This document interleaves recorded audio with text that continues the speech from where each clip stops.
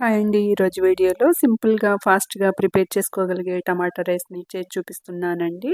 స్కూల్‌కి వెళ్ళే పిల్లలకి ఇలా కలర్‌ఫుల్‌గా రైస్ ఐటెమ్స్ క్యారేజ్‌లో సర్దామంటే ఎంజాయ్ చేస్తూ తింటుంటారు కదండీ! ఇక లేట్ చేయకుండా ప్రిపరేషన్‌లోకి వెళ్ళిపోదాం రండి. Welcome to Saisri kitchen and daily needs. వీడియోలో చూపిస్తున్న గ్లాసు పావు కేజీ రైస్ పడుతుందండి. ఈ గ్లాస్‌తో ఒక గ్లాస్ రైస్‌ను ఒక బౌల్‌లో వేసుకోవాలి. నేనైతే సోనా మసూరి రైస్ వేస్తున్నానండి. మీ ఇంట్లో మీరు ఏ రైస్ వాడతారో ఆ రైస్‌తో కూడా చేసుకోవచ్చండి. ఈ రైస్ మునిగేటట్టుగా వాటర్‌ని వేసి అరగంట సేపు నాననివ్వండి. నానబెట్టే టైం లేకపోతే వెంటనే కూడా చేసుకోవచ్చండి. ప్రాబ్లమ్ ఏమి ఉండదు.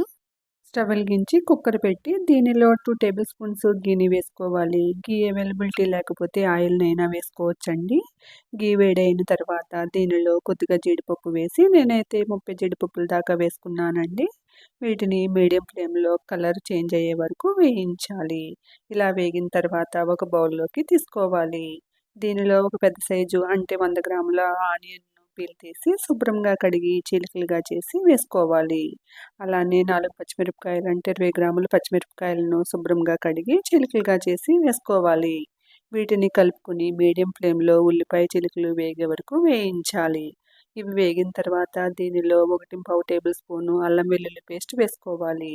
దీనిని కలుపుకొని అల్లం వెల్లుల్లి పేస్టు పచ్చివాసన పోయే వరకు వేయించాలి. అల్లం వెల్లుల్లి పచ్చివాసన పోయిన తర్వాత దీనిలో 2 పెద్ద టమాటాలను అంటే ఇవి 300 గ్రాములు ఉన్నాయండి. వీటిని శుభ్రంగా కడిగి ముక్కలుగా కట్ చేసి మిక్సీ జార్‌లో వేసి మెత్తగా మిక్సీ పట్టాలి. ఇలా మిక్సీ పట్టిన టమాటా పేస్ట్‌ని వేసి కలుపుకొని టమాటా పచ్చివాసన పోయే వరకు మీడియం ఫ్లేమ్‌లో వేయించాలి. టమాటా పేస్ట్ ఇలా వేగిన తర్వాత అంటే మనం వేసుకున్న గీ కానీ, ఆయిల్ కానీ బుడగల్లా పైకి రిలీజ్ అవుతుంది కదండీ! అలా వేగిన తర్వాత దీనిలో నానబెట్టుకున్న పావు కేజీ రైస్‌ను శుభ్రంగా 3, 4 సార్లు కడిగి వాటర్‌ను వంచేసి వేసుకోవాలి.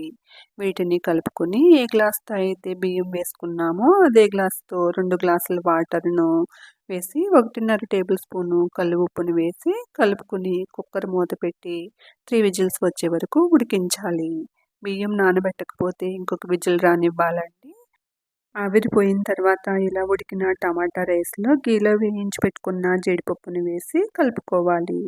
అంతేనండి, ఎంతో టేస్టీగా ఉండే ఎక్కువ మసాలాలు వేసుకోకుండా చేసిన టమాటా రైస్‌ని ప్లేట్‌లోకి సర్వ్ చేసి దీనిలో పెరుగు చట్నీ వేసుకొని తింటే చాలా టేస్టీగా ఉంటుందండి. ఇలా ఒకసారి ట్రై చేయండి. దీని టేస్టు ఎంత బావుంటుందో మీకే తెలుస్తుంది. పెరుగు చట్నీ లేకుండా ఉట్టి రైస్‌ని కూడా తినేయొచ్చండి. అంత టేస్ట్‌గా ఉంటుంది ఈ టమాటా రైస్ అనేది. ఇలాంటి మరిన్ని వీడియోస్ కోసం నా ఛానల్‌ని సబ్స్క్రైబ్ చేయడం మర్చిపోకండి.